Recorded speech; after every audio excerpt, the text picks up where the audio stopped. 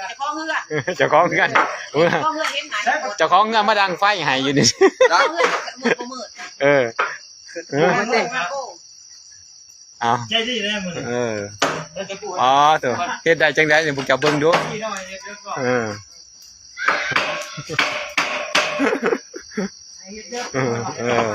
เอาเงินทำแม่เราเอานะ เอามานี่นะตะปูฮะ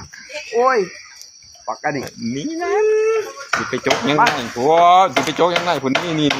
ก็ถือกันดิมึงมาจับรางวัล บ่ มึงจะคืนหมาเนี่ยได้ทางไหน มึงก็ฮ้อขึ้นแล้วนะ มันทางทายบ่เห็นคนเดี๋ยวนี้กูจะเห็นคนเห็นแต่แสงไฟเดี๋ยวนี้ เฮ็ดเวียกนะพอแล้วเฮ็ดเลยครับ กูอยากเห็นโตกินกากเดี๋ยวนี้เห็นแต่แสงไฟอยู่ในหัวเขาเดี๋ยวนี้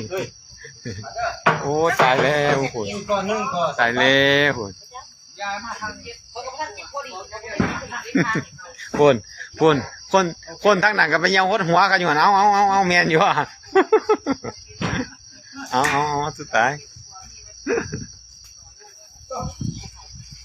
ฮะ กันแล้วเว้ย มึงจับหมายสิ เดี๋ยวเอาไปจับมาให้กัน มึงจับหมานะมึงก็ เอา ไปนั่งเฮ็ดดีๆได้